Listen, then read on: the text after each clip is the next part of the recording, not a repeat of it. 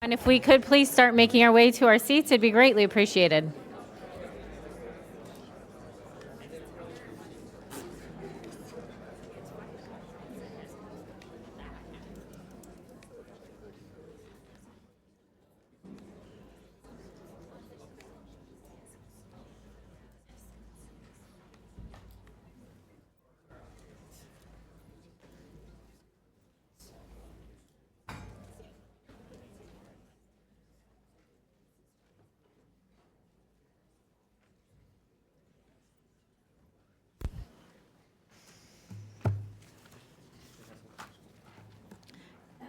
Clerk, if we could have roll call, please.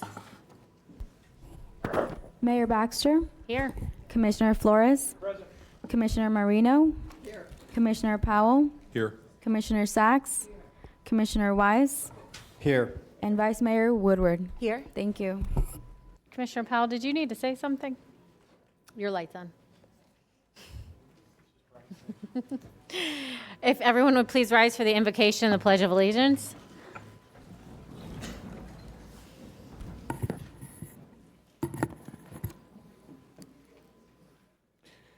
With bowed heads and humbled hearts, dear Lord, most merciful God, Him who is able to keep us from falling, we ask that we be blessed from the crown of our heads to the soles of our feet as we seek your help with our affairs today.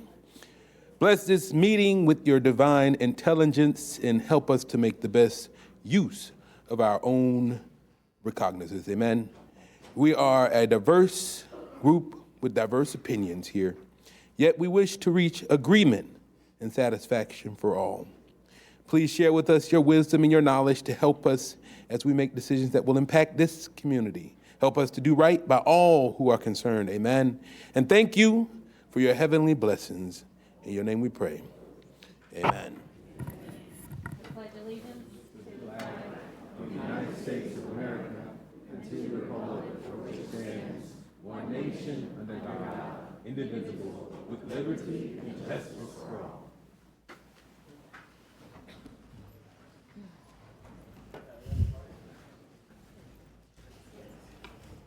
Administrator, additions, deletions, substitutions.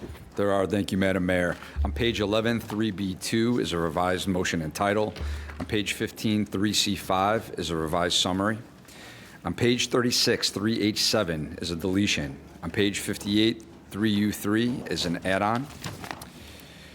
On page 63, 3AA is a revised motion and title. On page 73, 4F is an addition. On page 75, 6A2 is an addition.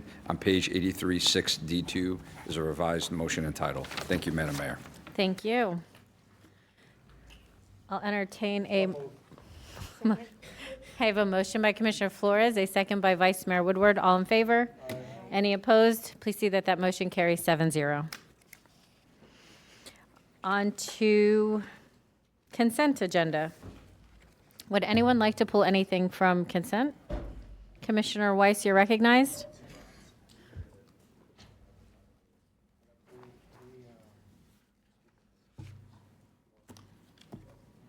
Which items? 3E. 3.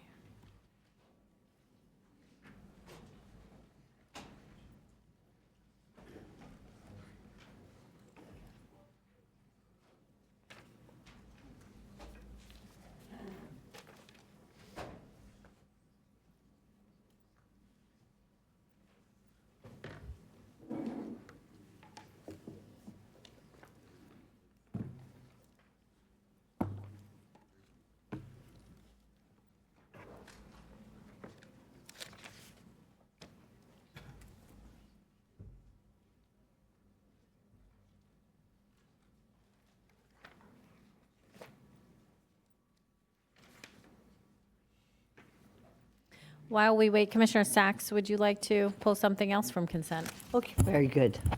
Good idea, Mayor. Yes, if I could, from the consent agenda, I'd like to pull, and this is really for comment. This would be 3C2A on page 13. And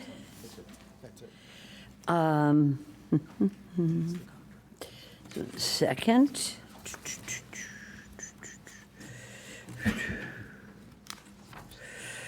And also, on the consent agenda, page 55, it would be 3M-4, which is on page 55. Again, this is for statements. And I believe that is it. Thank you very much, Mayor. Thank you. Commissioner Weiss, you're recognized. Thank you, Mayor. I'd like to pull item 3B3. Okay, so I have. Yes. Two items from Commissioner Sacks, which is 3C2A and 3M4, and then one from Commissioner Weiss, which is 3B3. I'll entertain a motion to adopt. Oh, excuse me, Commissioner Powell. Thank you, Madam Mayor. Can we pull item 3C9, A, B, and C? What page number, Commissioner? 17? Thank you. And also, we will pull 3C9, A, B, and C. I will entertain a motion to adopt the rest of consent.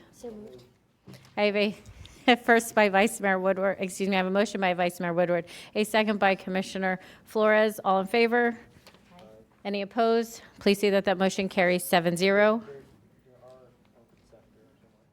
I believe we pulled the 3B, oh, forgive me.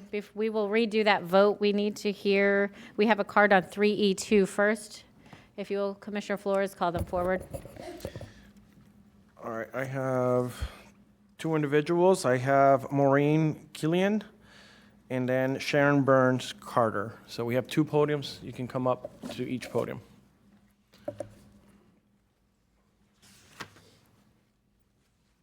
This is item 3E2. Correct. Page 20.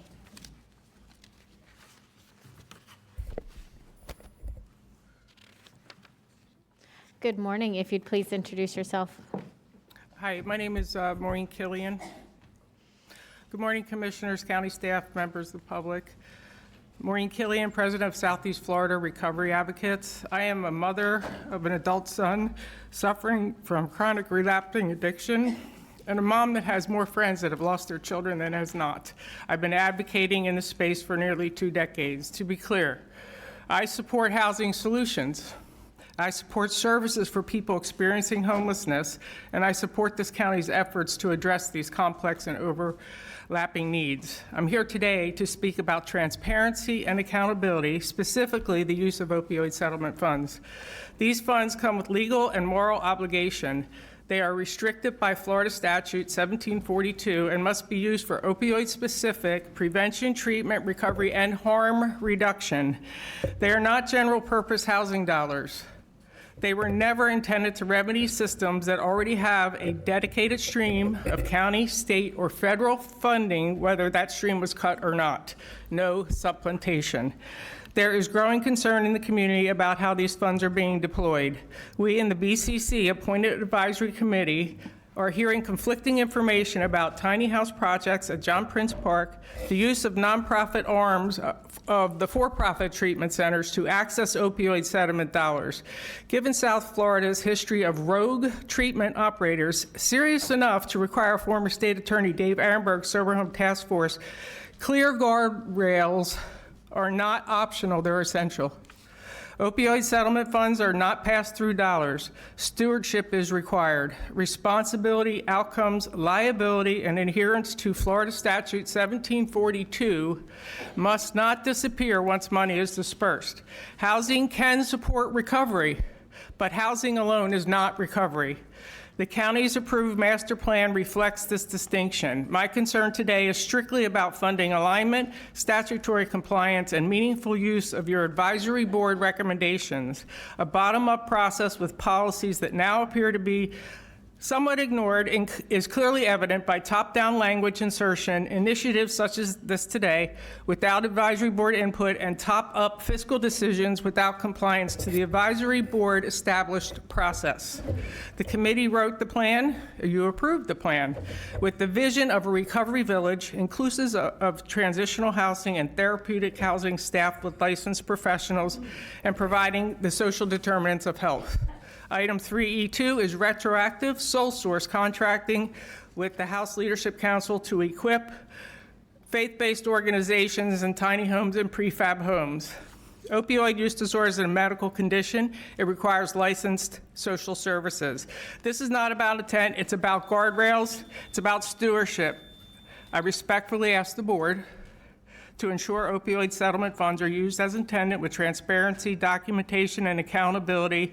The funds were paid with human loss. They represent loved ones we buried, families still suffering, and people in active addiction right now. We owe them this. We owe them integrity. We owe them everything, and we owe the families everything. Thank you. Thank you, ma'am. Commissioner Weiss, you're recognized. Thank you. And thank you for your comments and understanding your position. But 3E2, just to clarify for the record, that is a $30,000 grant from HUD. That this is not opioid settlement dollars that are involved in that item. Then what is the, can you correct then the item that we should be speaking to with regard to the opioid settlement Well, funds? On item 3E1, that's also, that's additional money coming to us. It's not an expenditure, it's receiving those funds to assist in all the areas that you were speaking about and to supporting that. So this has nothing to do with opioid settlement funds at all? Not expenditures. Expenditures, what This about? this is revenue, so this is additional revenue coming in on 3E1. There's a regular item later on in the agenda that has to do with expenditures. 6D2. 62. For this right now is just so everybody in the public knows what we're talking about. Can my comment Ma'am. card be Moved. The next individual is Sharon Burns Carter.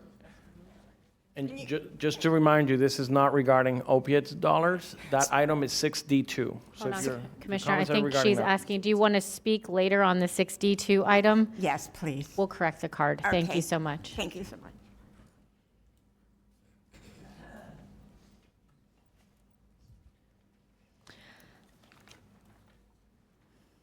Okay, so we have a motion by Vice Mayor Woodward. We have a second by Commissioner Flores. All in favor of consent, say aye.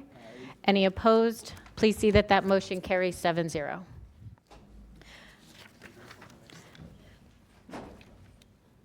We're going to take on the pulled consent items before we do special presentations. We have on page 13, we will start with Commissioner Sacks, which is 3C2A. Thank you so much, Mayor. And again, I don't have any objection to this. I just want to make a statement for the record. And I know that Mr. Ricks is looking at this. This is, for the record, this is for a bicycle lanes on Prosperity Farms Road from Lorraine Court to Donald Ross Road. Great project, but I'd like to see this project of bicycle lanes extended to the FDOD project, which is continuing right now on Atlantic Avenue. So I'm just bringing it up for the record. Mr. Ricks has agreed that he will speak with the representatives from the Florida Department of Transportation, because this is so, so important, especially on a road that is well-traveled by bicyclists on Atlantic Avenue. I just want to put that on for the record. Is that pretty much what we had discussed before, Mr. Ricks? Mr. Ricks, you're recognized, but if you could please also answer the question if we need to amend anything to make sure that happens. Yeah, this is, I'm David Ricks, County Engineer, Director of Engineering and Public Works Division. With me is Liz Herman from the County Attorney's Office and Deputy County Administrator Pat Rutter. Yes, ma'am, Commissioner, yes, you're correct that there is an existing project on Atlantic Avenue, and we want to take a look at in terms of what you looked at in terms of enhancing the bike lanes protection there. Very good. Very good. That's exactly what I want to thank you so much. And I know that if FDOT is putting these bicycle lanes, and I'm talking about segregated bicycle lanes to protect not just bicyclists, but pedestrians and those on e-bikes on that lane, that they will certainly get serious about the ones on Atlantic Avenue. Thank you so much, Mr. Ricks, and thank you for your staff. Commissioner Sacks, would you like to move Yes. this item? I'd like to move this item. I'd like to move it with, We have a motion by Commissioner Sacks, a second by Commissioner Weiss. All in favor? Any opposed? Please see that that motion carries 7-0. We are moving on to page 17, item 3C9, A, B, and C. Commissioner Powell, you're recognized. Thank you, Madam Mayor. I would just like for the team to real quick, brief description of the $3 million, exactly what it will cover and what it does. Thank you, Commissioner, Mayor, and members of the board. This is a $3 million grant for adaptive signal technology along Flagler Avenue. This is the second phase of adaptive signal technology along that corridor. The first phase is actually from I-95 to Flagler Avenue for about 10 signals, and this is the second phase of about another 8 signals.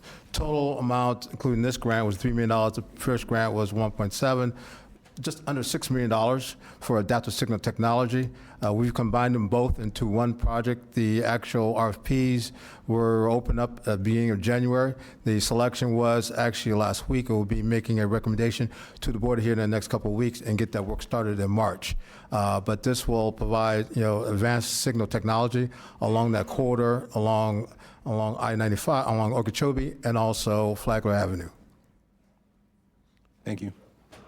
I'd like to make a motion, Madam Mayor. I have a motion by Commissioner Powell, a second by Vice Mayor Woodward. All in favor? Right. Any opposed? Please see that that motion carries 7-0. We will move on to page 55, item 3M4. thank you so much, Mayor, and that's one of mine. And this is 3M4. And I don't have any objection to this. I just want to state for the record and to commend our Jennifer Cirillo. This was, for the record, this is about using our school mutual use of recreation facilities at schools throughout the county. And I want the public to know this was one of the issues that was mentioned in DOJ that we should be doing more of. We have been doing this already. And I want to state for the record Ms. Cirillo's great efforts in doing this. And I wanted to be assured that we will be doing this in most of our schools, if not all of them, to use their facilities when school is not in session for use of the public so that they can, our children who may not be enrolled in that school but may not have a playground or a ball field, they'll be able to use our ball fields. So if you could recognize Ms. Cirillo on this. Thank you. Cirillo, you're recognized. Thank you, Madam Mayor. Commissioner, yes, that's exactly right. This was an efficiency mentioned in the DOJ report for parks and recreation agencies to do. To our predecessors' credit, we've been doing this since 1981. So this is shared use, mutual use, savings to share facilities with the school district of Palm Beach County and our public county parks and recreation department. The Jessica Lunsford Act does protect playgrounds while school's in session and after school activities are in session, so the general public cannot be in there during that time. But when school's not in session and after school activities are not taking place, we use the school facilities and they use our public recreation facilities. There will be another agreement specific to Canyon District Park because playgrounds and tracks were specifically mentioned in that DOJ report. Canyon District Park is adjacent to West Boynton Middle School that has a track, and that'll be our first publicly accessible track to walk after hours. That'll be coming back before the park opens April 8th. And in addition, our master plan that was approved by the board early last year includes that as a strategy to continue to plan in conjunction with the school district as we move forward. This is an excellent idea, and I'm so glad. I don't know why they missed it. But it is something we've been doing for many years. And I'd like to see it expanded just in the schools in my district on the weekends or after hours. It would be wonderful to continue to use school facilities for our children, whether they're enrolled in that school or not, because we need more ball fields. and tennis courts. And thank you so much, Ms. Cirillo. Thank you, Mayor, for allowing me to say this.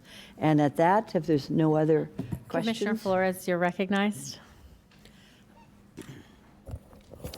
Good morning, Mr. Rillo. Do we have specific schools that we have identified Yeah. to open up the park access? Yeah, so our elementary schools don't have a lot of recreation facilities. They're just not built that way. They do have playgrounds for sure. But our middle schools and our high schools have more athletic facilities.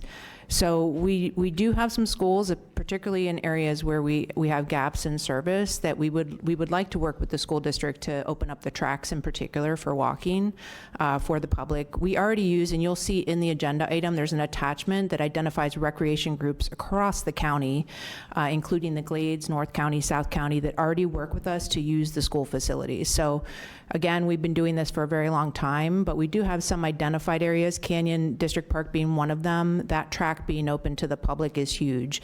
We've had track teams practicing in our parking lots. We just don't have those facilities, so that's a great mutual use where maybe we have some major league ball fields and things that the school district wouldn't have. So, working together on that. So we do in our master plan, you'll see that there's identified areas of growth in the county that we'd like to specifically work with those schools, like we already do at Park Vista. We share tennis and basketball courts there and just basically switch the gates to allow for security at night. Some of the high school facilities in particular are targets of ours to want to expand that service. But West Boynton Middle School is a great first step for us to do that. And help me, remind me, in the master plan, did we identify that over the next 10 years, there could potentially be a shortage in parks and availability for our residents? Correct, both in acreage and in active facilities. So to Commissioner Sachs' points, ball fields, gymnasiums, tracks, those types of indoor facilities are going to be needed, as well as our outdoor acreage level of service. And this is one of the tools that you're utilizing to be able to expand our offerings? Just one of the tools, yes. And I wouldn't be doing my job if I didn't say this. I would look for more partnership in my district. Okay. Thank you so much. Got it. Message received. Thank you. Commissioner Sachs, would you like to move the item? And I guess I know who my second's going to be. But I'd like to move this into the consent agenda. Thank you. We have a motion by Commissioner Sachs, a second by Commissioner Flores. All in favor? Any opposed? Please see that motion carries 7-0. Thank you. We are going to move on to item 3B3. Thank you, Mayor. Reason I pulled this item, this is a list of contracts, and I pulled this because I was contacted by a representative of one of the bidders on a contract. Unfortunately, cone of silence was still in place, and so therefore I cannot participate. Thank you, Commissioner Weiss. We have two cards on this item we're going to take first. We have David Goodlett and Emilio Perez. We have two podiums. Please come forward and state your name for the record.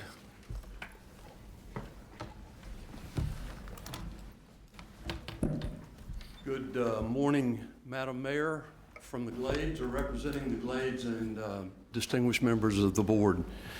My name is David Goodlett, and I represent one of the two people involved in this bid. The company is ProLime, and we ask that you consider this bid because we have no idea how we didn't finish first. We are the low bid, saving over the life of this loan $864,000. We have presently the 5-year contract for hauling the material at these exact sites. They tell us they love us there. I'm not sure. I've told people I love them before too. At the site, we own the scales that the material is weighed on. We own the two scale houses, the computer system, and the slab that they're located on. If we don't end up the low bidder and most responsible here, we'll have to figure out how that works. And we also have a yard for disposal, which most folks don't have. So I would be very interested at some point to learn why we weren't the lowest and most responsible, and we would ask the board to consider that at this level. Good morning, Commissioner. Good morning, Mayor. My name is Emilio Perez. I'm with Big Dogs Press.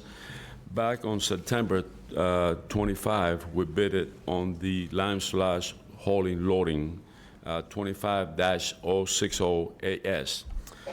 We were the lowest bidder by $864,000. However, we got disqualified because they told us we did not have the experience for the lime slush.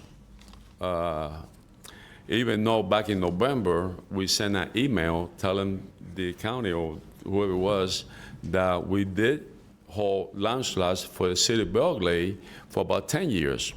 Right now, we got contracts, current contracts, 1, 2, 3, 4, 5, 6, 7, 8, 9 different cities. We also got a current contract with DEP in the state of Florida. We haul solid waste for the city of Tampa. We hold tire for DEP. So for them to disqualify us, saying that we do not have the experience to do lime slush, I think I don't know, it made no sense to me.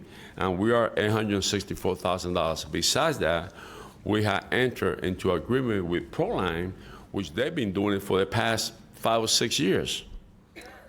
So that's my concern. So I would like to know exactly what happened, how come we're being disqualified, since we were the lowest bidder, and we are qualified to do the work, definitely.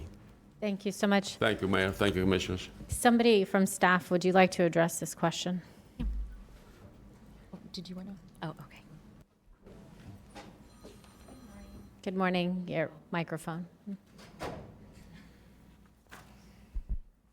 I don't think it's on. Does it work now? Hello. There you Oh, go. okay. Thank you.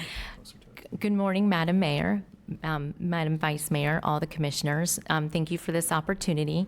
My name is Jessica Comas. I'm the current purchasing director. I have with me here Deputy County Administrator Tracy Ellison. Everybody knows Deputy County Administrator Todd.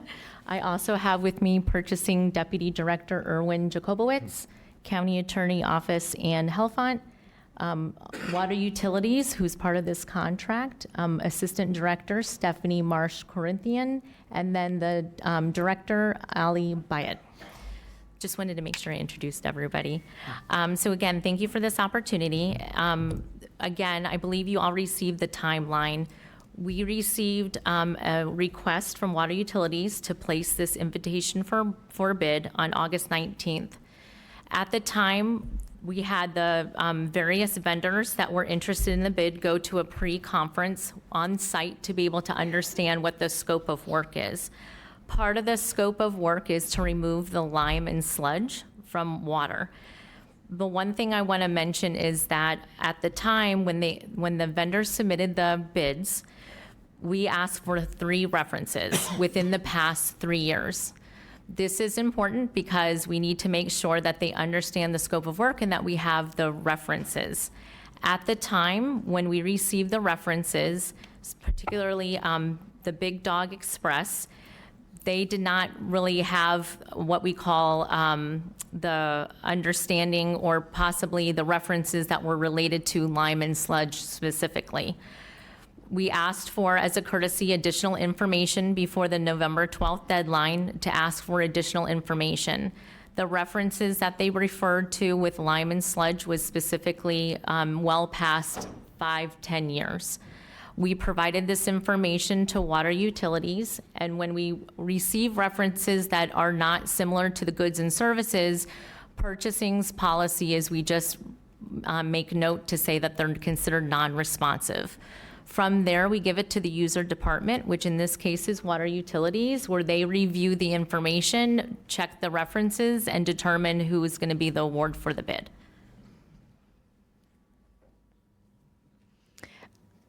Commissioner Flores, you're recognized. I guess my question to staff and administration is what is the process for a dispute? Do we have a formal process for which they can appeal and contest the Yes, yes, and that is part of the solicitation where it explains their ability to protest. Once the award is posted, they have 5 business days to be able to submit a protest letter along with a bond. From there, we would be able to continue with the protest. When we received information from Big Dog Express, that was in January, which is 30 days after. So meaning they did not meet that 5-day, Correct, they did not file, nor did we receive the bond. okay, thank you.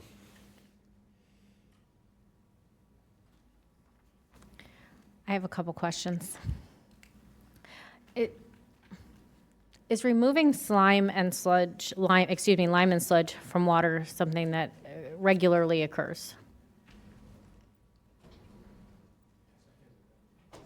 Good morning, Ali. You're recognized. Sure. Ali Bayat, Palm Michigan Water Utilities Department Director. It does on a bi-monthly or every quarter. So Every quarter it has to be done. it has to be done. And did we have a previous vendor on this? And we Yes. put out for another one? The existing contractor doing the job is the Proline, the gentleman that just spoke on that podium. Is And the that- current vendor that we at the county have, Correct.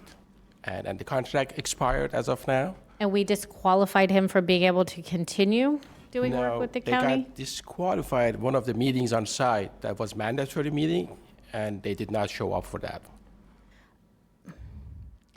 Mr. Goodlett, would you come forward, please?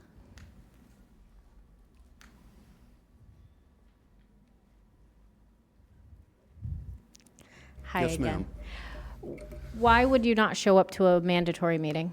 So the manager of the program here was having, I hate to talk about people's health, but he had a heart issue, and he's not here today because it continues. That's why when we were disqualified, we agree with that disqualification. Whatever happened, we weren't there, and it does put us without standing. Then we went and teamed up with Big Dog, and we're the people there doing the work. How unusual does this sound that we're the folks there doing the work for the last 5 years, but we don't qualify this year? We are teamed with Big Dog.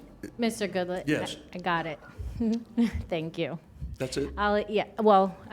Ali, so was that the main disqualifying? And so when they partnered with Big Dog Express, is it? When they submitted their bid, and let me just address the first part of it, the love relationship that was mentioned. That's true. They've been performing fine. They've So- been doing this work for years. Yes. With us. Yeah, and no problem. But I think what they got disqualified, and that was unfortunate. Just part of the business process was to show up, and they did not. And that time, they were the prime on their own. Well, I'm going to say somebody having heart issues isn't normally planned, but Correct. please. So I can't speak to that part. I think I refer to attorneys. So I guess where we are now is then, have we selected another vendor already because of their disqualification? Or where does this currently stand? And maybe this is a better question for the attorney. What are our options?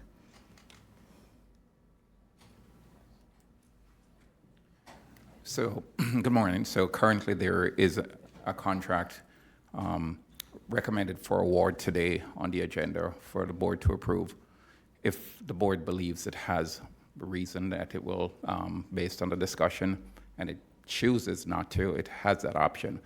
But it can't be arbitrary and capricious, meaning you must have a legitimate reason that you can state, a legitimate reason you can state. My understanding of what happened, just to give some clarification, is that the owner of Big Dog was not able to protest because he was not aware.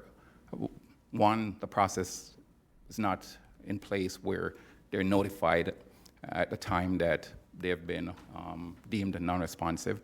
And second, there was no specific time noted as to when the bid would be posted. Hence, they weren't able to, they didn't see at the time it was posted.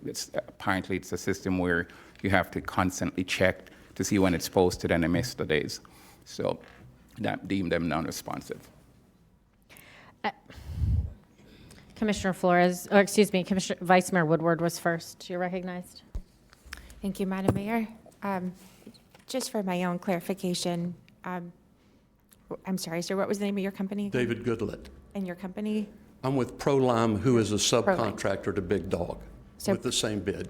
And this gentleman was Big Dog. He's Big Dog. All right, so just so that I understand, you were deemed non-responsive because your person missed a meeting. Correct. And then you became a sub for Big Dog in their bid. And they were deemed non-responsive due to lack of experience? Correct, with the references. It's not similar to the goods and services. That isn't part of the scope for the lime and sludge removal. But as their subcontractor, does their experience not count towards the bid? We do with Big Dog Express. We don't look at the, Hi, Erwin Jacobowitz. I just want to impart upon you the fact that we contract with a prime, which would be Big Dog, and in this scenario, it's the qualifications of the prime. We don't drill down to the subs because we enter into a contract with the prime, not with the subs. Are you finished? Go ahead. Commissioner Flores, you're recognized. Okay, I want to talk specifically about the process, Attorney. In this case, if they missed that one meeting, but there was circumstances that prevented them, did we give them an opportunity to make up that meeting? Was that ever communicated? I don't know the specifics of that. Maybe the department can address that. no, if they miss a mandated meeting, there's no makeup for it. So if that morning you wake up in the hospital and you can't make it, you lost your opportunity because you can't meet that meeting. They could send another representative from the company to be at that meeting as well. It doesn't require a specific individual. It just it has to be a representative from the entity to be there. That's all, to be present, so when Water Utilities goes over the details as to what they need, someone is there representing the entity so they could understand what would be required under the project. That's all that's for. It's Okay. informational. And then on the back end, when they are deemed unresponsive, there's no notification that goes out to them letting them know you were deemed unresponsive? Yes, that's my understanding. At least that was an issue in this case. So is this standard practice? So yes, the current policy is whether they're responsive or non-responsive, we don't send any notification. So they have to guess as to, So what happens is, at the time we collect the information for the vendors that want to bid, we submit it to the user departments, and once they make their determination of who's awarded the contract, that's when it is posted. and it gets posted, it doesn't get, there's notification that goes out. Right, the current policy right now is that it just gets posted. Well, I have an issue with this policy where we don't notify people. It's a simple email. You put 5 email addresses and it goes out. I mean, to me, that doesn't seem that hard. We got to let these people Correct. take a wild guess to check every day. Correct. So being new in this role, there's one of those policies that we're looking into, and we're trying to find a product that will be able to send out the notifications. Okay. So that way we do have consistency and the vendors are notified. So from my standpoint, you guys did everything according to policy. So Correct. there's no issue there. Correct. It seems like the policy is a little outdated and we need to fix the policy. Correct. But then people that are caught in that in between have to live by the decision, and I don't know how long this contract is for, but I don't know, to me, this is a little troubling. Mr. Goodlett? Yes, ma'am. It's very clear that we made some mistakes. We have some concern about communication. Is there any chance this might be sent back for rebid? Hold on. Okay. Vice Mayor Woodward, you're recognized. Thank you. I did have a question. I believe you referenced you were the lower bidder by 800,000? It was 864,000, I was the lowest bidder. Yes, ma'am. by that much? Or- $864,000, that's correct. If I'm correct, I'm looking at Exhibit R. Am I right? And this contract amount is for just under 1.3 million. Is that? It's a 5-year contract. It's 5 one-year term contracts. So if you do the math on the 5 years, it's $864,000 difference. That's a significant It amount is a of money significant amount. for And, you us to know, be, excuse me, sir, but we're talking about, as Commissioner Flores brought up, I know that you followed the policy, but I think we're now questioning, is this a good policy? And it's going to cost us $800,000. So I would be curious, what are our options today? As I mentioned before, if the board believes it's the reasonable thing to do and you have a basis, legitimate basis to do it, you can rebid. You do have that option. It's a last resort, but you do have the option. On the issue for rebidding this, and I'm going to recognize Commissioner Saxon in just a second, I'd like to know where the board stands and reasonings. If you would potentially like to rebid this, over $800,000 is a significant amount. So please, Commissioner Sachs. Thank you, Mayor. We hear from one side. Who's the winning bidder? I am. You are? Yes, ma'am. Okay. So I, Wait, not. No, I'm he's sorry, not the winning not the bidder. I'm the lowest bidder. I'm actually, sorry. okay. I'm Let sorry. me ask staff, who won the bid? Who won the bid? No, sir, I'm not asking you. Staff? It's Devlin Site Paving and Utilities, Inc. Okay, are they here? Okay. Before we enter into an agreement on the Board of County Commissioners that we're going to rebid it, I'd like to hear from the other side, just giving them due process. I've heard from one side, but I'd like to hear from the other side.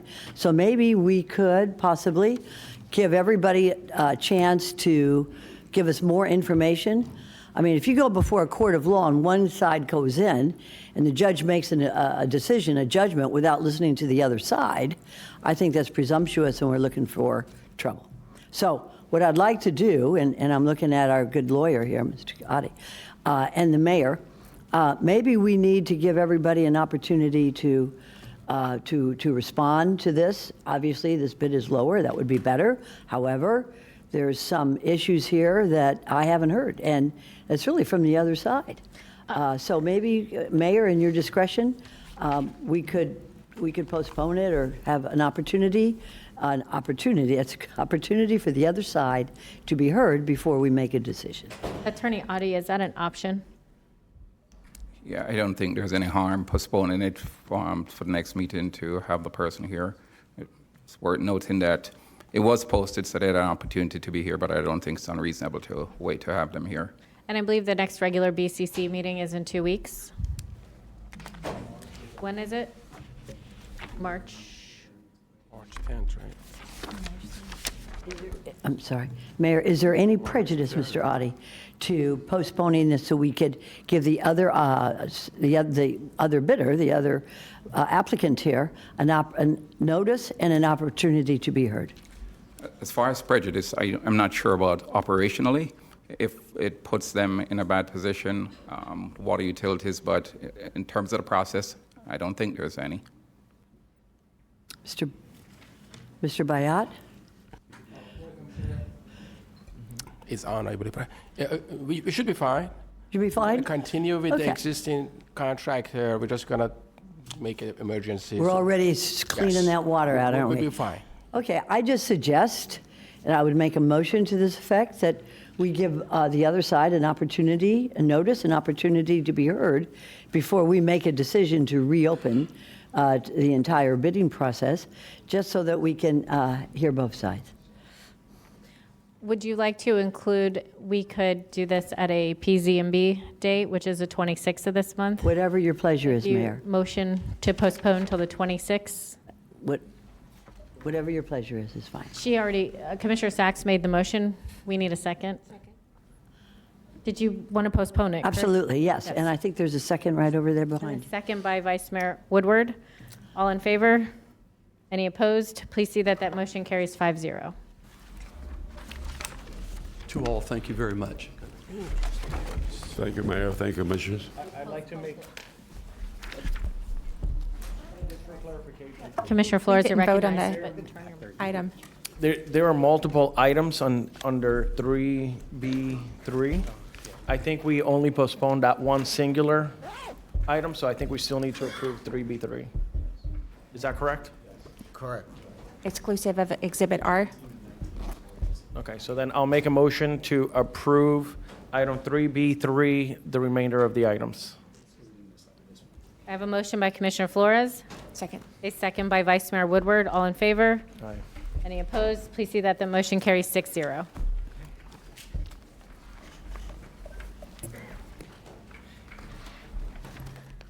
We are going to, that is the completion of our consent agenda. We will move on to special presentations. And we are going to actually begin with the school counselor proclamation. While Commissioner Flores is getting that proclamation ready, do we have Loretta in chambers over there? If you could please bring Loretta over. So while we do proclamations, anyone that would like to say hi to Loretta, she is here.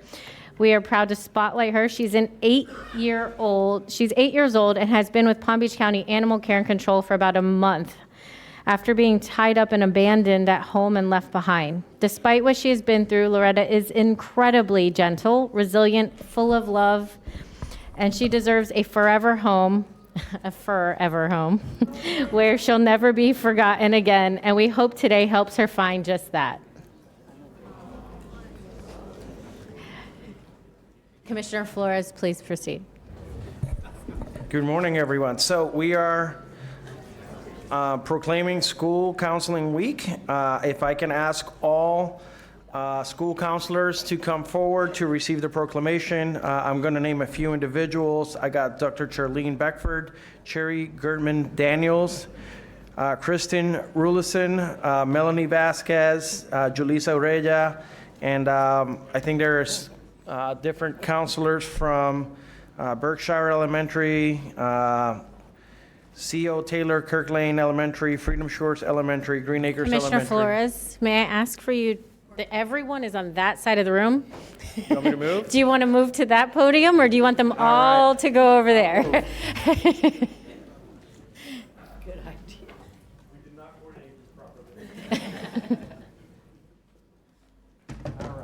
I'm going to keep shouting out schools. Indian Pines Elementary School, Liberty Park, Melaleuca, Palmetto, Dr. Joaquin Garcia High School, Forest Hill, John I, LC Swaim, Okeechobee Middle, Palm Springs Middle, and Tradewinds Middle. So declaring February 2nd through the 6th as 2026 as School Counseling Week. Whereas Palm Beach County school counselors play a vital role in supporting students' academic achievement, social and emotional development, and career readiness throughout Palm Beach County. And whereas throughout individualized guidance and support, school counselors help students discover their strength and interests, navigate challenges, and access the resources needed to reach their full potential. Whereas school counselors serve as key advocates for student mental health and well-being by addressing social and emotional needs and fostering safe, supportive, and inclusive learning environments. And whereas comprehensive school counseling programs are an essential component of a strong educational system, connecting students with school and community-based resources that enhance learning and support success both inside and outside the classroom. And whereas during National School Counseling Week, Palm Beach County joins students, families, educators, and school district staff in recognizing and celebrating the invaluable contributions school counselors make to helping students thrive and succeed. Now therefore be it proclaimed by the Board of County Commissioners of Palm Beach County, Florida, assembled on this regular session the third day of February 2026, that February 2nd through the 6th, 2026 in Palm Beach County is hereby proclaimed School Counseling Week. Would anybody like to say a few words? We had a doctor in the house. Come on. Hi, I'm Dr. Charlene Beckford. I have the wonderful opportunity to work for the school districts of Palm Beach. I support all of the high school counselors. So just want to say thank you to all of the counselors for the hidden work that they do. They truly do undergird and support the school as a whole. As was mentioned, they support not only the academic achievement of students, but the social emotional learning, as well as the mental health as well. So thank you also to our community partners that really support the work that we do in our schools. And thank you again to the school counselors that are here.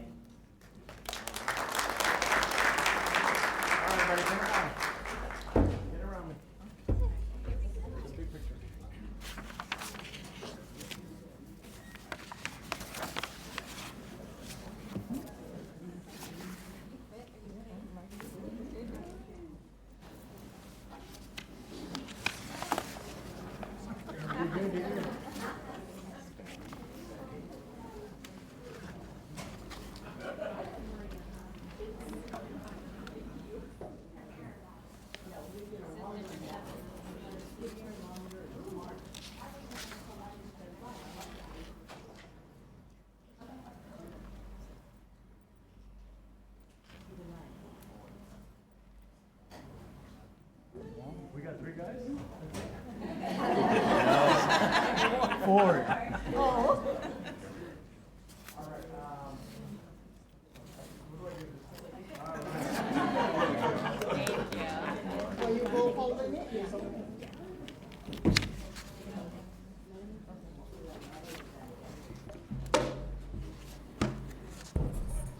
While they take their pictures, you all, if I could have individuals who are here prepared for a proclamation recognizing Black History Month, inclusive of Dr. Alicia Wynn, Dr. James Green, Ms. Annie Ruth Nelson, Ms. Cora Perry, members of the Roosevelt Industrial High School, members of Spady Museum, members of the African diaspora communities, and any others. As we celebrate Black History Month, we celebrate recognizing that it has been 100 years since Dr. Carter G. Woodson founded Black History Week. Today we celebrate a culture of excellence, a legacy of achievement, and I mean people like Dr. George Washington Carver, Garrett Morgan, Lewis Latimer, Eli Whitney, Sarah Breedlove, and countless others. It's a history of not only struggle, but a history of triumph.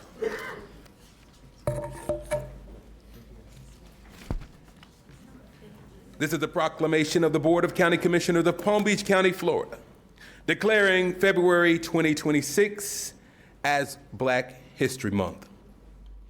Whereas in 1926, historian Dr. Carter G. Woodson noticed a verifiable lack of recognition for achievement of African Americans and launched a week-long celebration to help increase appreciation of their contributions.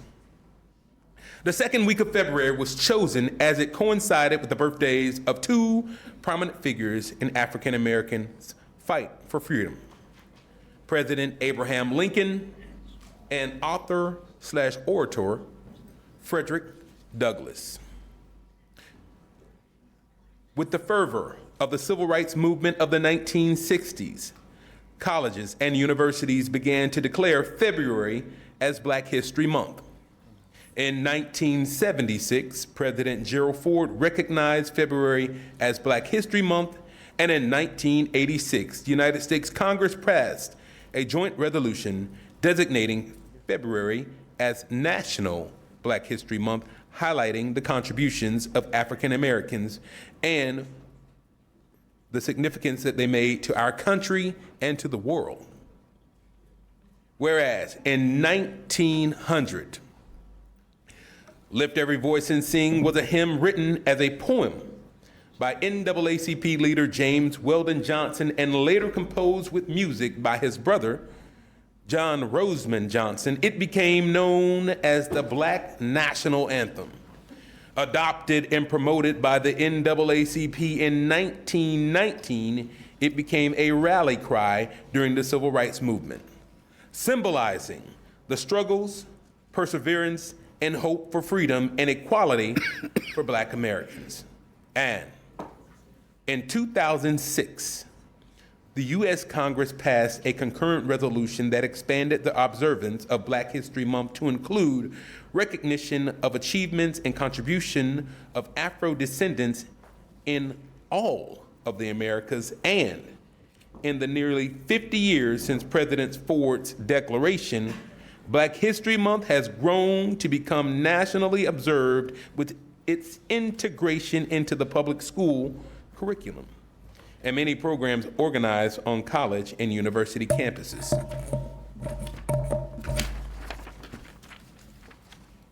Whereas the success of Black History Month has significantly contributed to the nation's social progress towards racial inclusivity, equity, and representation, we have seen the emergence of Black elected officials locally in Palm Beach County as Maud Ford Lee became the first Black county commissioner in 1990, and Virginia C. Baker became the first Black county administrator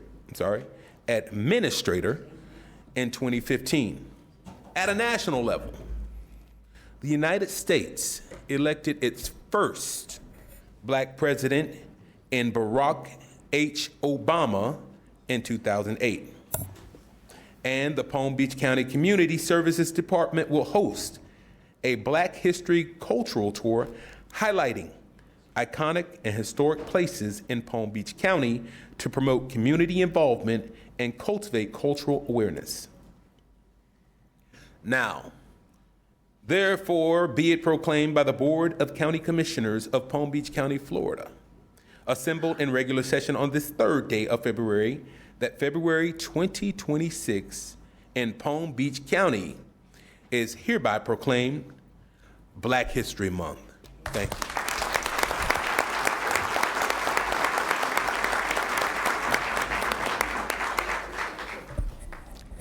Good morning, Commissioner Powell, Mayor Sachs, fellow commissioners. My name is Annie Ruth Nelson. I represent the African American Research Library and Culture Center. On behalf of the African American Research Library and Culture Center, whose mission began in 2006, makes this year 20 years ago to develop a museum and library in Palm Beach County, it is finally a reality. We are grateful to Palm Beach County Commissioners for your support that will provide additional educational enhancement to students, teachers, and the public that represent the history and contributions of communities of African descent in the development of Palm Beach County. We thank you for this recognition.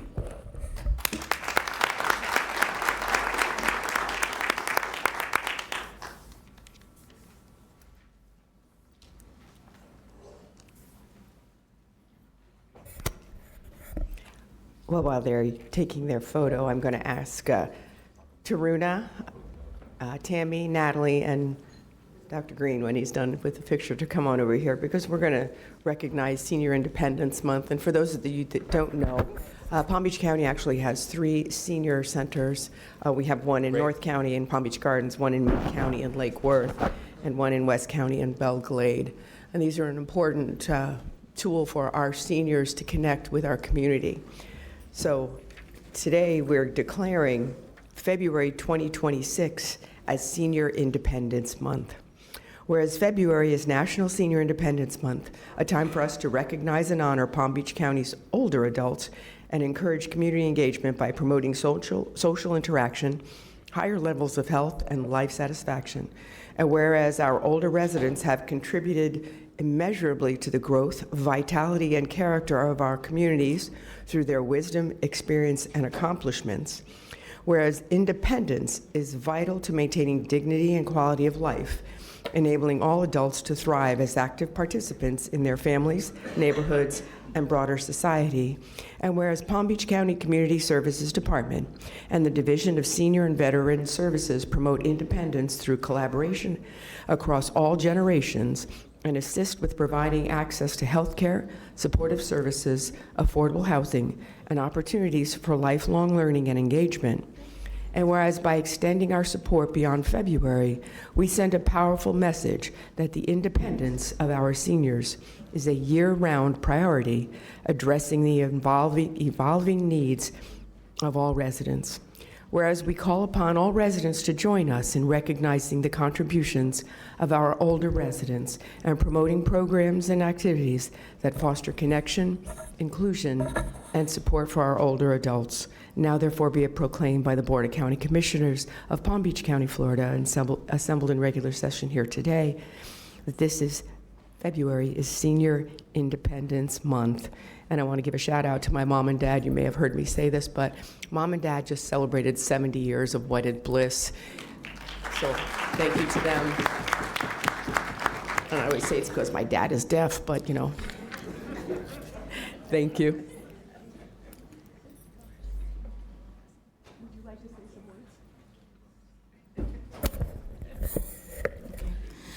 Good morning, Mayor, Vice Mayor, Commissioners, and County Administrator.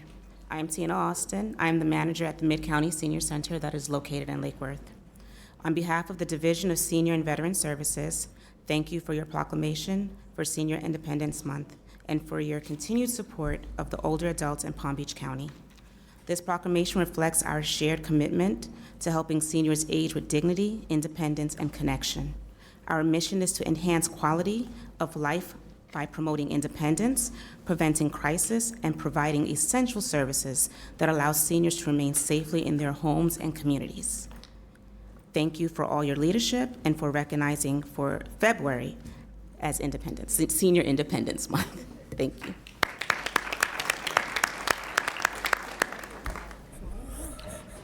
While they take their pictures, can I have the members of the Francis J. Bright Women's Club Charitable Foundation, Inc.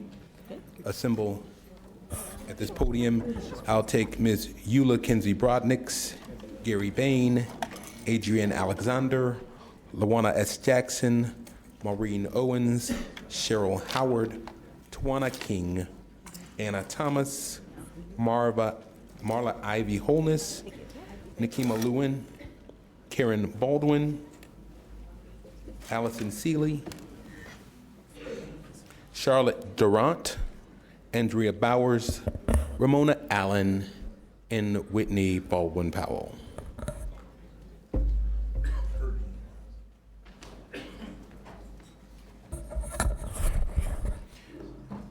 Good morning. This is a proclamation of the Board of County Commissioners recognizing the Francis J. Bright Women's Club Charitable Foundation, Inc. for dedicated service to the Palm Beach County community. Whereas the Francis J. Bright Women's Club Charitable Foundation, Incorporated is a civic and social organization that has served Palm Beach County, Florida since its founding in the fall of 1959. And the organization was founded by Natalia Bush, along with Lula Baldwin, Eunice Dolphus, Alberta Gaines, Addie Hudson, Lottie Long, Virgie Nelson, Francine Patrick, Hattie Ruth Pompey, Henrietta Smith, and Thelma Stevens in honor of Frances Jane Bright, 1871 to 1959. The first African-American school teacher in Delray Beach, Florida.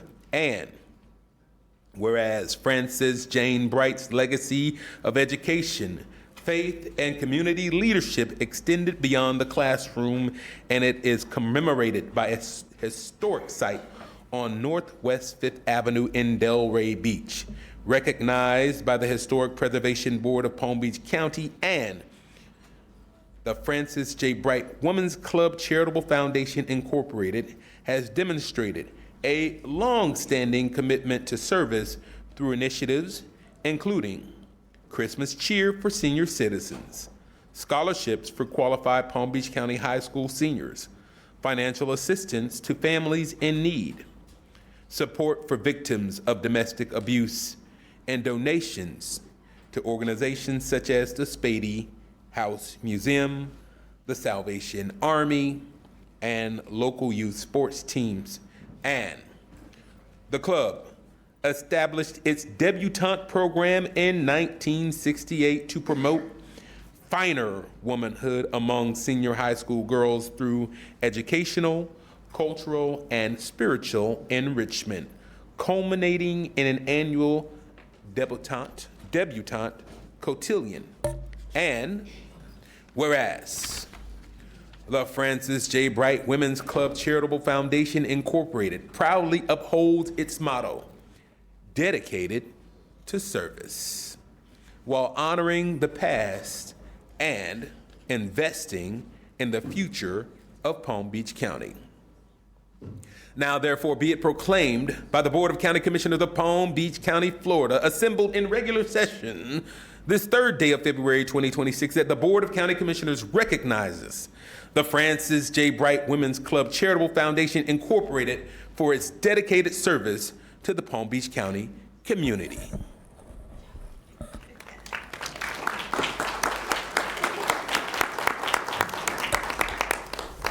Hello, my name is Adrienne Alexander, and I am the current president of Francis J. Bright Women's Club Charitable Foundation. I would like to thank Commissioner Bobby Powell, Jr. and Mayor Baxter. Thank you all so much for this proclamation and for this recognition. As Commissioner Powell stated before, we were founded in 1959 in honor of our founder, Mrs. Frances Jane Bright. And we are ecstatic and excited for this proclamation on today, and we'll continue to do the work here in the Palm Beach County community as we continue to be dedicated to service. Thank you again.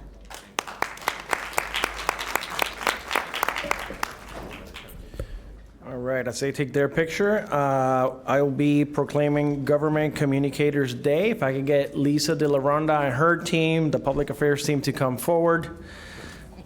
As we are declaring February 20th, 2026 as Government Communicators Day. Whereas the role of government communications professional is to inform, educate, and engage their communities.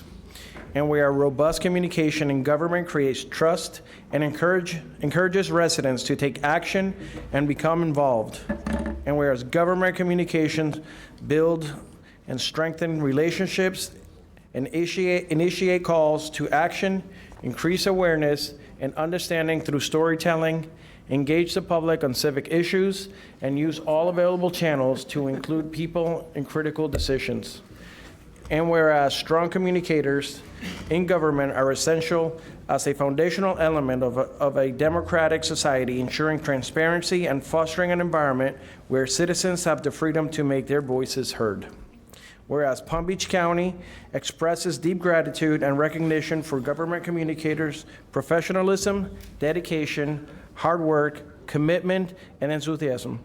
And whereas in Palm Beach County, Florida, we thank the members of all county-wide departments, outreach staff who have dedicated their careers to ensuring the county maintains effective, impactful, and successful communication strategies that resonate with and are relevant to the communities they serve. Now, therefore, be it proclaimed by the Board of County Commissioners of Palm Beach County, Florida, assembled at this regular session on the third day of February 2026, that February 20th, 2026 in Palm Beach County is hereby proclaimed Government Communicators Day.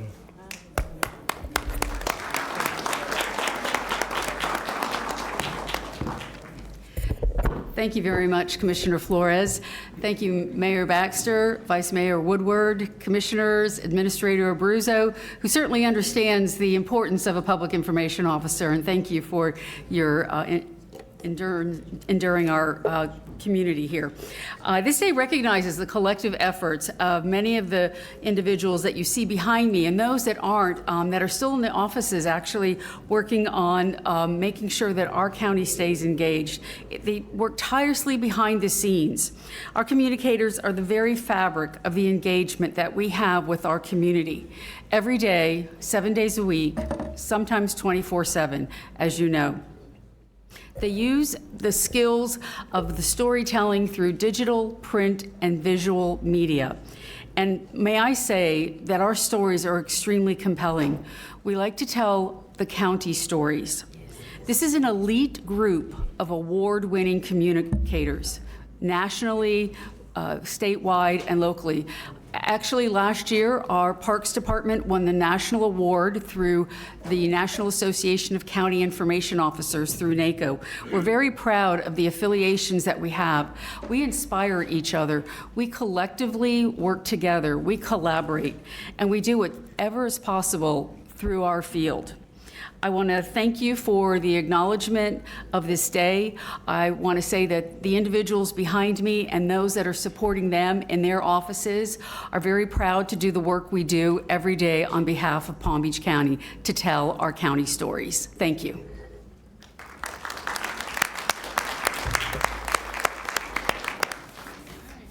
Come on down.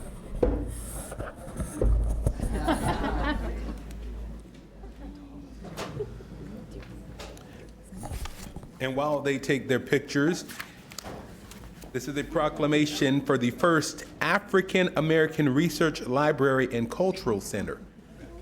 If I could have Miss Annie Ruth Nelson, Miss Cora Perry, Miss Danita Dehaney, President of the Community Foundation, Mr. Bill Watson from the Community Foundation, members of the Roosevelt Industrial High School, members of Spady Museum, and members of the African diaspora communities to join me again at the podium as we present a proclamation recognizing the first African American Research Library and Cultural Center of Palm Beach County. And remembering, as Dr. John Henrik Clarke said, that history is a clock that people use to tell their historical and cultural time of day. It tells their people who they are and what they are, who they have been and what they have been, but most importantly, history tells a people who they still must be and where they still must go. This proclamation, in recognition of Black History Month, is a call to action was heard to establish the first African American Research Library and Cultural Center of Palm Beach County, Inc., ARLIC, and thereby formed in 2006 and became a 501c3 nonprofit in 2010. And on January 18th, 2024, a groundbreaking ceremony at Coleman Park's historic Roosevelt High School, located on Tamarind Avenue, signaled the start of a long-awaited journey to restore a historic campus and create a home for the African American Museum and Research Library. And I can loan my husband out.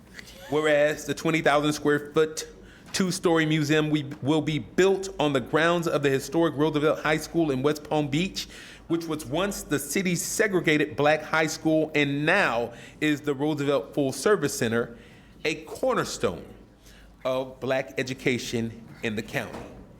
And its mission is to facilitate the development of a museum, research library, and cultural center in order to preserve the unique history and shared contributions of African Americans and Black Americans in the development of Palm Beach County, from its early existence to the present and future.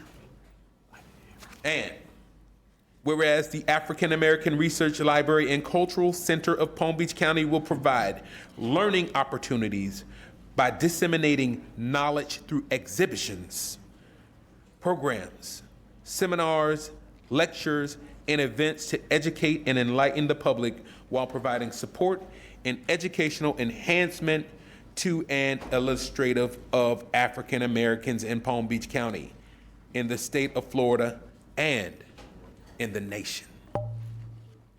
Now, therefore, be it proclaimed by the Board of County Commissioners of Palm Beach County, Florida, assembled in this regular session on the 3rd day of February 2026, that the Board of County Commissioners recognizes the first African American Research Library and Cultural Center of Palm Beach County. Thank you.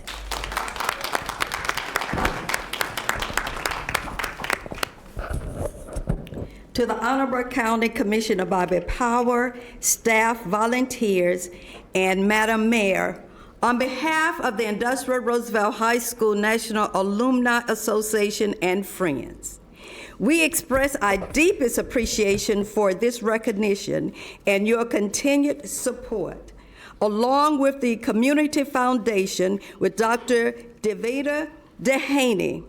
We are striving. We are honored to receive this acknowledgement again. This recognition highlights our commitment as we work to preserve our historic Roosevelt High School and to preserve our history, commemorating the great teachers and students that grew and worked to become successful adults. To us, Roosevelt alumni, it is expressly meaningful. We are grateful that you find our efforts valuable.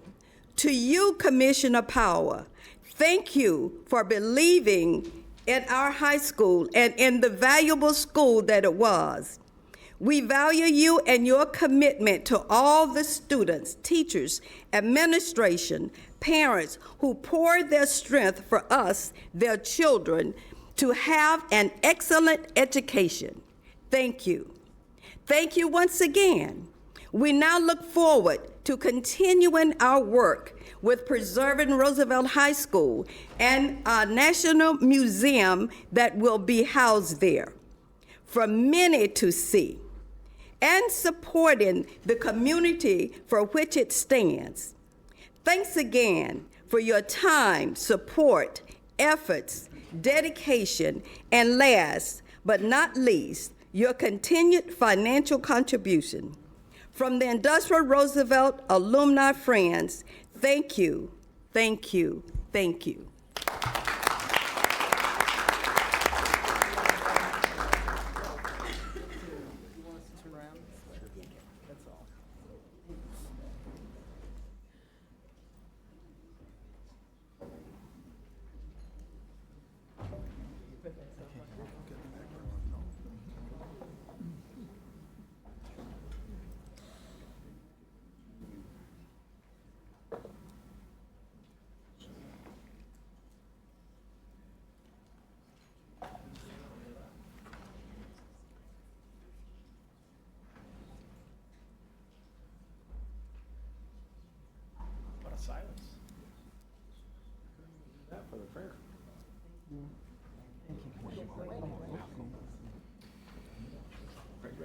That's right.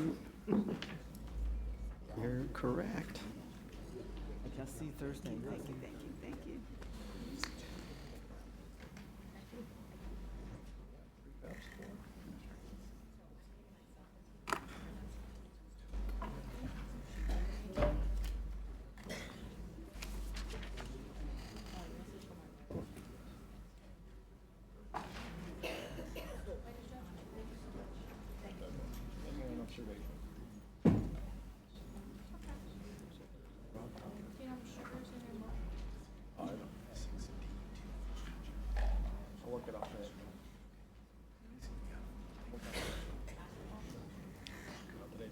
I rode my bike.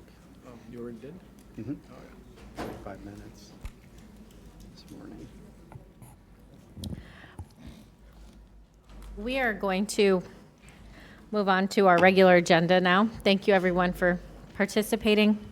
But briefly, before we move on, I'm going to take a moment of personal privilege and thank the Children's Services Council for an award they have presented to myself. I served on the board for the past 3 years, and I have to say this means a lot because that board does a lot for children and families, and the things that they accomplish are just amazing. So thank you so much for this award, and thank you for bringing it today.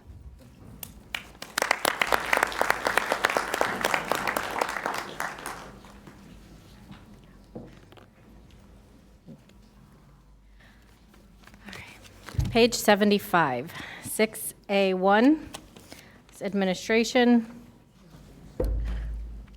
Administrator Abruzzo, is this the item, page 75, first agenda on regular that you wanted to speak on? Madam Mayor, are we taking the first item on 75 or the add-on? The add-on. For the administrative code?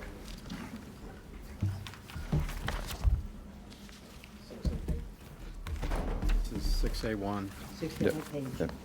Yeah, It's 6. 75. 75. We will do 6A1 first then, and then you'll speak on 6A2. Thank you, Madam Mayor. Sounds good. 6A1. Todd, you're recognized. Thank you, Madam Mayor, Vice Mayor, Commissioners. Item 6A1 is a resolution of the BCC that amends our administrative code. In this, we have put a number of cleanup administrative changes in there, as well as specifically some issues related to our departments and namings of our departments. I'm happy to go over to that briefly with you if you'd like, or if there's any questions. We've laid out in the agenda item specifically some of the changes to various commission departments and offices and where they're being located today. We've also included previous changes that the board has made regarding procurement, as well as the recent adoption of our SBD ordinance. And then the specific administrative changes, some slight changes on the use of petty cash, no substantive changes on auto allowance, just clarify wording on who it applies to, grant thresholds for the administrator from $100,000 to $300,000 to allow him to execute those when no local match is required, and then some minor changes on just an updated code section for internal audits. Fiduciary funds, we just changed from trust to fiduciary, and then technical security, sound walls, and then some clarification on the merit rules. And those are some of the overviews of the items that are proposed before you in this recommended adoption of the resolution. We have a speaking card on item 6A1. Yes, we have Oswald Newbold. Please come forward, state your name and address for the record.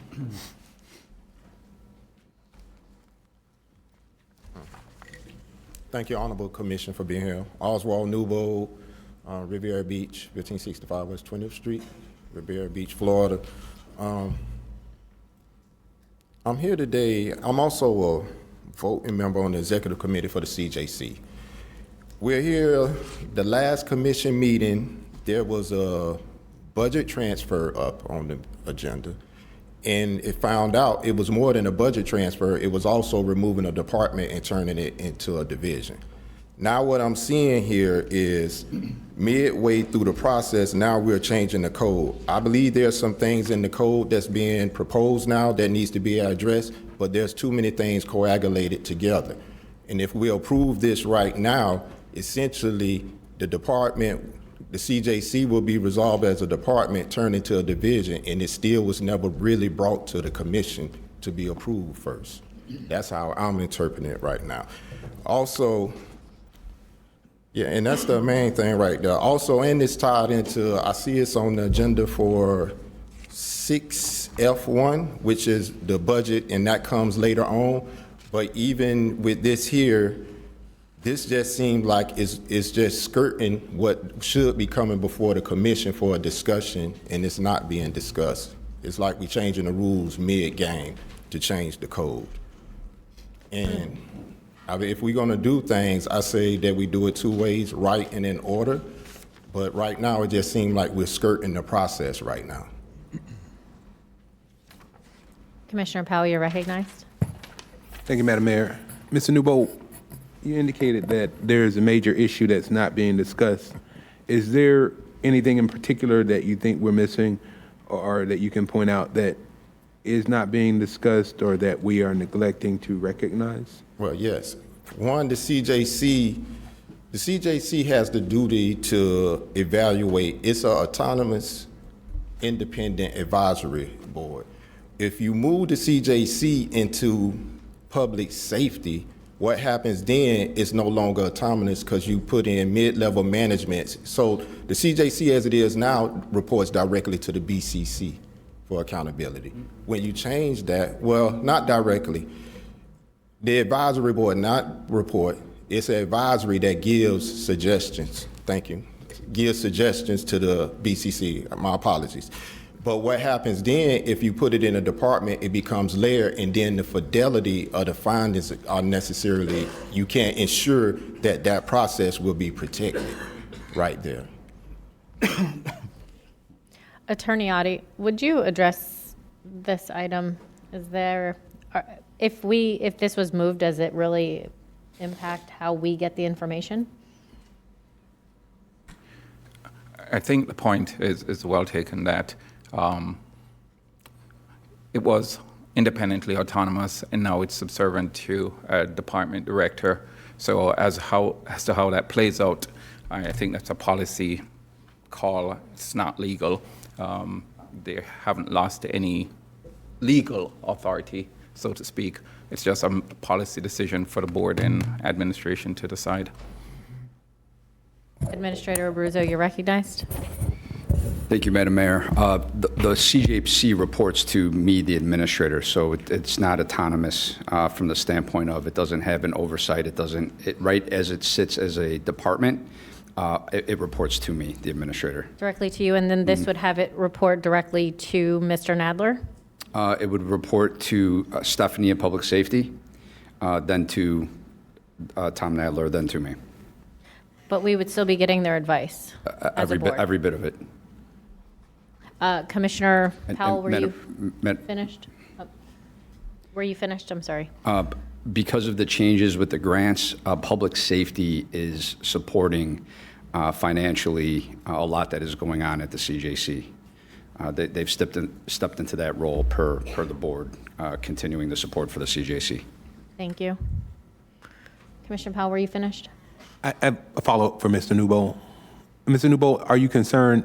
It sounds like your concern is that if this is now placed as a division under a department, that when you say autonomy, that the opinion could be swayed by whoever is the head of the department to not be the opinion of the board.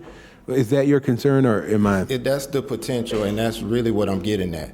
Like, at the recent CJC meeting, they said everything would remain the same. Nothing would change.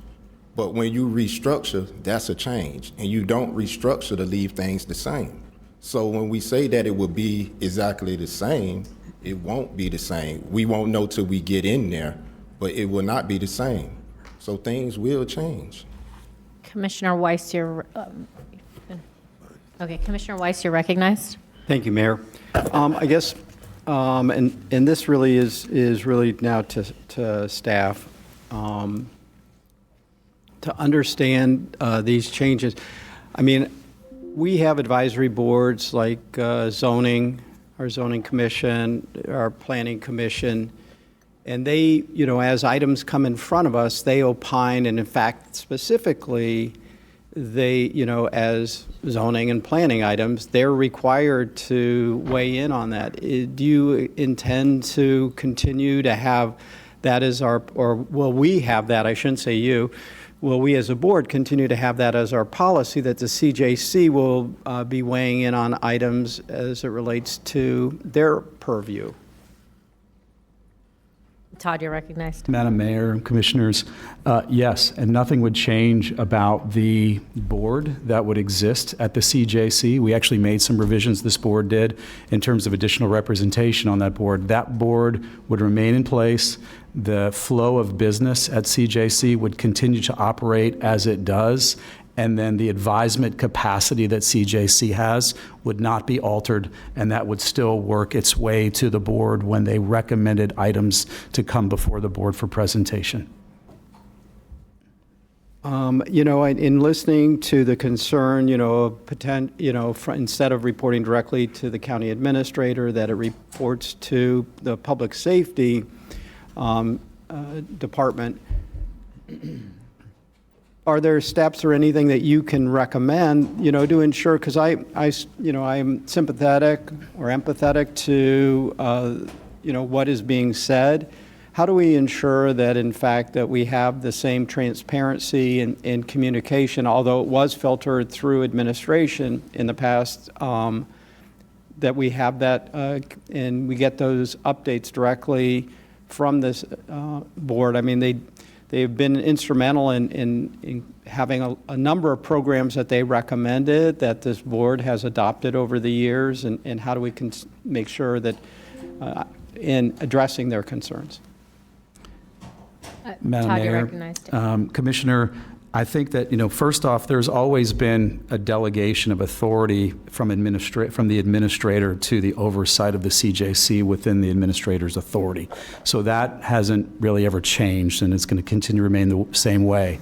I think that, the reality of it is that as often as the board wants to hear, too, from proposals that are being discussed, those can be brought to the board as frequently or as infrequently as you'd like. We have a member of the CJC who sits as a member of your board, and Commissioner Flores has been doing an outstanding job there in terms of engagement on those issues and in terms of being able to bubble up any of those items to the board as well. So I do think that the accountability from the BCC's perspective is prescribed within the membership, and by having one of your own sit in that capacity. And when items come up, and the one good thing I think with public safety is we have a lot of resources within public safety itself, and it sort of brings all of those components together. So those additional resources from public safety are going to be lent even more so to the CJC. Thank you, Todd. Administrator Abruzzo. Thank you, Madam Mayor. I just want to be clear. Public safety does not drive the agenda of the CJC. Me as administrator does not drive the agenda of the CJC. The board drives the agenda of the CJC. When we're speaking about reporting, it is operational and how things are flowing through staff. So as far as the agenda advocacy, we are hands off as far as the board's direction. Thank you, Madam Mayor. Thank you. Attorney Adi, did you need to say something? Your light's on. Vice Mayor Woodward, you're recognized. Thank you, Madam Mayor. And thank you, Mr. Newbold, for coming. I brought this up in our last meeting. I didn't have a full understanding of the CJC, and in the past month, I have a 50% better understanding of it. It's not 100%, but I guess my question would be, since we're looking at doing this, some of the conversations that I've had, I think maybe we need also to understand the mission of the CJC moving forward. I've gotten a lot of great information about what it's done in the past, all the great work, which is fantastic. And some of that needs to be continued, of course, but then moving forward, what is the mission of this? And then also understanding how many different seats are at the table. The state attorney, public defender, courts, law enforcement, I'm sure I'm forgetting, where it's kind of meant for everyone to be sitting around the same table balancing this. And, so it's not weighted too much in one way or the other. And the concerns that were brought to me were about putting this under public safety. Are we putting too much weight under one of these entities? And I also found out that we're using $1.2 million of ad valorem funding to fund this department. So we have a lot of skin in the game for this commission. And I guess what I'm asking for is, if we're making this change, and we have very dedicated members on this commission who want to continue the work, we have more law enforcement, as I understand, coming back to the table. This is all good. If we vote on this today and it does become under public safety, I just want to ensure that it's not something that this is, to go away, or if it is to go away, then it is to go away. If it's meant to revamp its mission or maybe get back to its core, that happen. But I don't want this to just be the end of this. I think that there needs to be a future discussion on the purpose of this, and so that everyone understands. We are putting over $1 million of taxpayer money into this, and not everyone understands what it is. I am still learning about it. And I just want to make sure that this isn't something that kind of is just going to get buried down deep in the org chart, and it loses its usefulness, because it has been very useful, and I don't want that to go away, especially if we're going to continue to fund it. And I had the question yesterday, why are we the only ones funding it? There's a lot of grant money that comes for it, so thank you for that. But we are funding it. We need to make sure that the taxpayers are getting their money's worth on this, and that they know. They need to have an understanding, and it helps for this board to know, but we need to be able to communicate that to the public. So, Mr. Newbold, did you want to respond to this? Yes, so like speaking about grants, that's one thing too. So that would even be at the mercy of going to grants that would go through management. Will we go for them or not? I work in reentry, and reentry is already deals with public safety. So, and things have come before the board recently with reentry, with doing the task force. So my thing is, how will the CJC remain, just the fidelity of it remain the same, but also not even just diminishing it, keeping it from nosediving? Because it's saturated. It's a department, it's 7 divisions, 256 workers now. Like, how does it work? All I just want it to be protected. I don't want it to go the way. I know y'all have difficult decisions to make, but I think it needs to be discussed more. It does need to be discussed more and be clear to know that it's going to be running right. Would the administrator like to respond? To reassure that this isn't something that's going to just go away and we don't have future discussions? Thank you, Vice Mayor. Just a few things. Number one, public safety manages your budget already, and they manage the grant process for you already. So there would be no change, and they already have that oversight and management of it. And just to be clear, the reporting structure now, as it exists, it is under Deputy Administrator Nadler's vertical. So the only addition as far as reporting would be Stephanie would go in between. So right now it's you to Tom Nadler to me. Public safety, which manages everything I just mentioned, now will be implemented in that process. But again, would not drive the board agenda. And Administrator, do you believe this would make it more efficient, having that same department that manages the financials of it also manage the rest? Absolutely, Madam Mayor, including the grants, and I believe from a internal staff that reports to administration from the CJC, that the expertise, mentorship, and management of public safety and their experts at what they do is invaluable from what I've seen as administrator, Madam Mayor. Commissioner Flores, you're recognized. Mr. Oswald, first of all, thank you for having the courage and the leadership to come forward and ask these questions, because I think that's what you should do, especially when you sit on a board. We also have our chairwoman here from our CJC, Michelle Saskar. If you would you like to come forward and say a few words? I think it would be fitting if you let this board know the work that we do, the oversight that we provide, making sure there's no inequities in our county's justice system, and but I want to give you that platform because it seems like there's some commissioners that don't quite understand our objective and what we're tasked to do. Thank you so much, Commissioner Flores, and thank you for the work that you've been providing on our commission. We certainly appreciate it. And good morning, Madam Mayor, Madam Vice Mayor, County Administrator Abruzzo.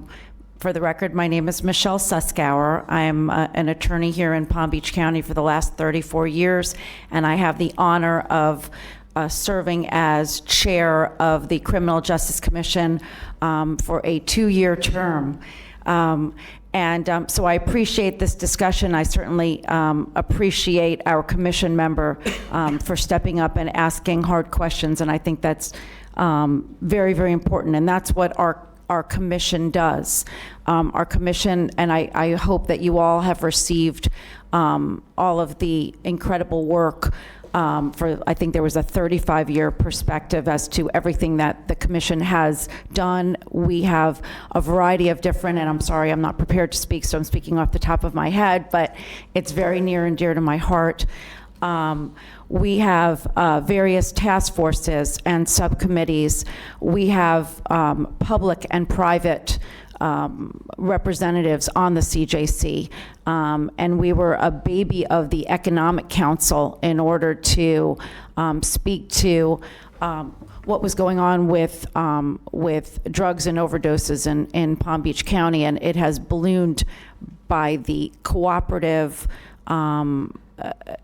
by the cooperative and collaborative different organizations in Palm Beach County, from the sheriff's office to the Palm Beach County police chiefs to the state attorney to the public defender, to reentry, to the health district, to victims, the private sector and criminal defense lawyers.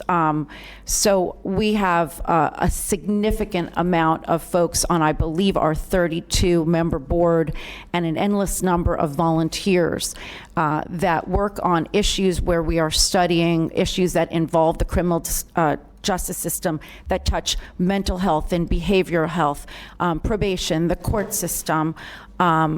So there are, and again, I know I've met with a number of you, almost all of you, talking about criminal justice and issues that touch your districts and touch you personally. And so this is what we will continue to do. In terms of, I don't really have a lane, and I'm not speaking on behalf of the CJC in terms of where we should be in the, whether, you know, in public safety or not. I know that what we've been doing has worked exceptionally well. We work exceptionally well with our county administrator, with Mr. Bonlaren, and we are an independent board. And if we are already administered in terms of public safety with our money and with our grants, and our independence is not touched, and public safety doesn't drive our agenda, I don't see, you know, I don't personally, without speaking, I'm speaking personally, but not on behalf of the board. As long as we maintain our independence, I feel that there's no issue with it. But that's my personal opinion, and I'm not speaking on the behalf of the board. All right. I know that we have our big workshop coming up. I'm looking at Angelique, right? We have it's days long. February 23rd. And our fellow commissioners are welcome to join us, correct? Absolutely. And we are here to serve you all. And we certainly take our direction from the county commissioner in terms county commissions if there are any issues. But we are working very hard, and there are very significant issues that we're all working on that affect all of your districts and affect all of the citizens in Palm Beach County. All right. I want to thank you both regarding that. I know that we were talking specifically about CJC. I know this item is an administrative item that actually encompasses the entire county. So with that being said, I'd like to make a motion to approve. Second. I have a motion by Commissioner Flores and a second by Commissioner Marino, but first we are going to recognize Commissioner Sacks and then Commissioner Powell. Thank you so much, Madam Mayor. You're much too humble, Ms. Escower. Much too humble. Would you tell everybody here and the Board of County Commissioners your background, please? I've been a criminal defense attorney for 34 years. I'm a past president of the Florida Bar, which is the third largest bar in the country. We have about 110,000 members. Some of you here are members of the Florida Bar. I have had the honor of serving as past president of the Palm Beach County Bar, and I just finished a 7-year term as chair of the board of the Legal Aid Society.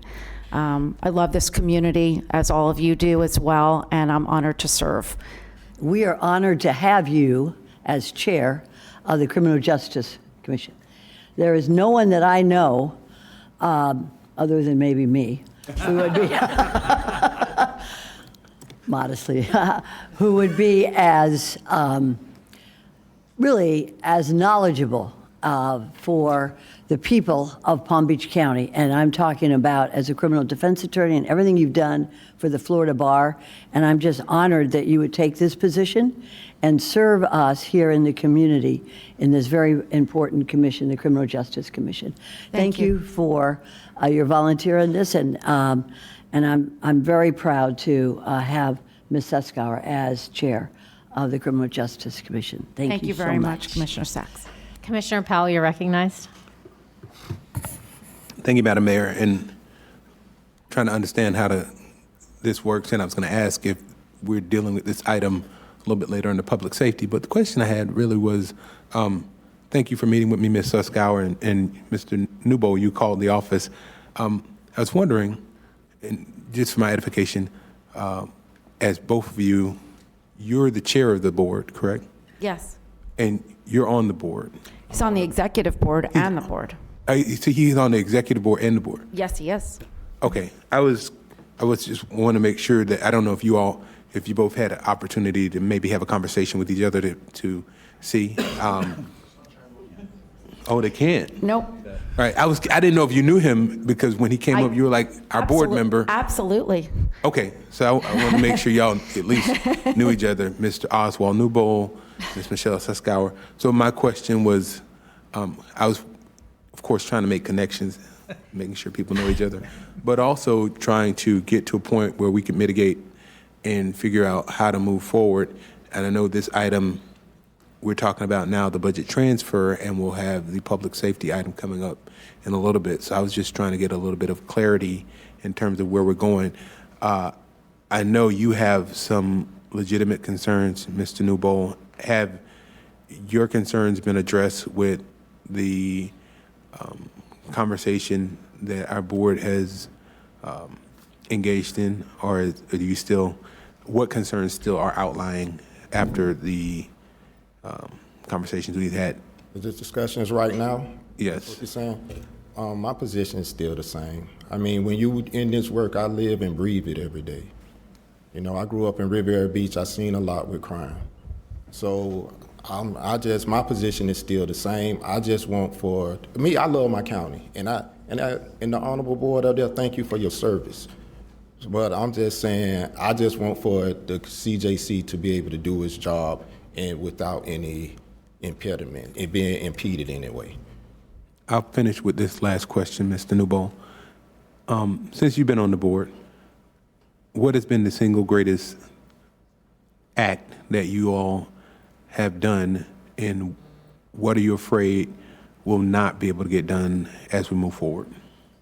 Well, I haven't been on the board a super long time. When they recently added some of the seats in there, I got one of the seats recently. I can't say everything was pretty much already in place since I've been in there. No new grants, no new programs have come along that I can recall out the top of my mind. But I will say that there are very dedicated individuals in there. They believe in the work they do, and that's my thing. Many times in social stuff, people do the work, but they don't really believe in the work they do. I believe in the work I do. And that's all I just want for just the people to support us through there. And I have seen blocks before in different ways around here, so that's why I have concerns. I have seen it. It don't come outwardly, but sometimes it's just be blocks. I'm done. Commissioner Marino, you're recognized. Thank you. Michelle, you and I have known each other a long time. One, thank you for taking on the role this year of chair. Mr. Newbold, thank you for being on the board. Have we as a board missed anything? Is there anything you'd like to add? I know Bobby asked a lot of the questions I was going to ask, so I just want to know if there's anything that we missed or anything you feel that we need to know before we make our decision.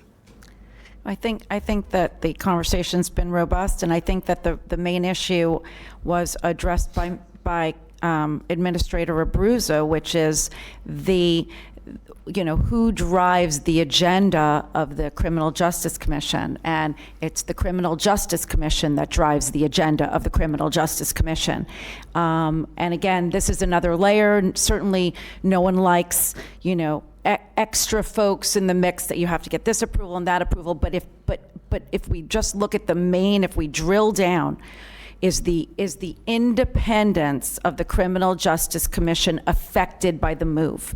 And as long as the independence is not affected by the move, and that the agenda is driven by the commission and by the executive board of the commission, which is who is supposed to drive it, then what really is the change other than in the county government and whose silo we're under?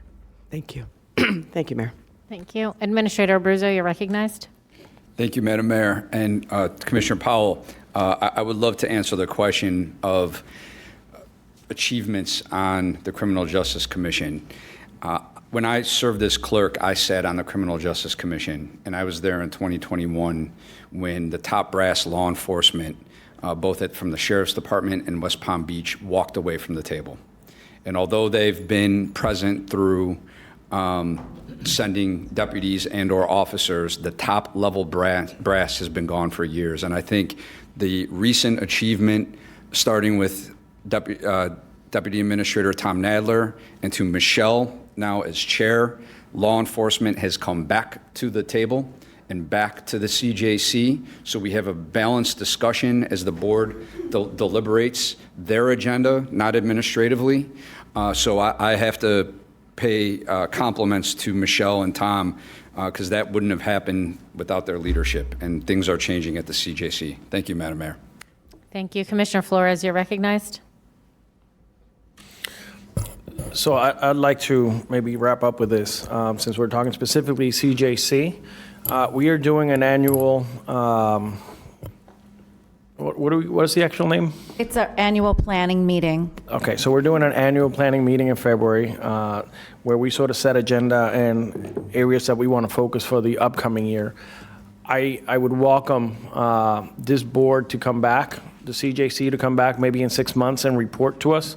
And at that time, it'll give you an opportunity to provide direct input to this board, see if you've seen any changes. I have been on the board now for a little bit over a year.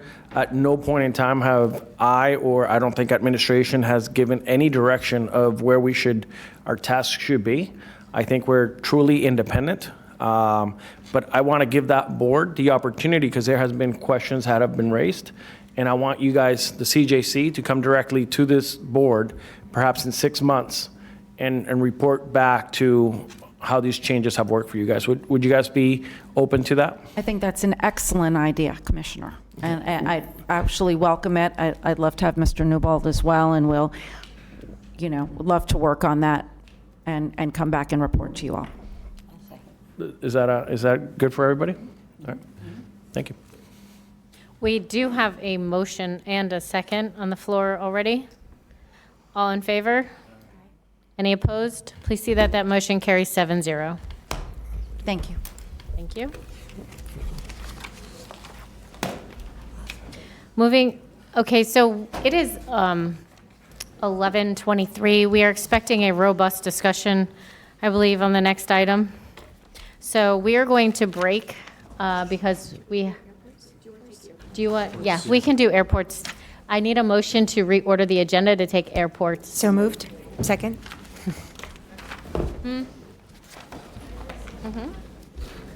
To approve it.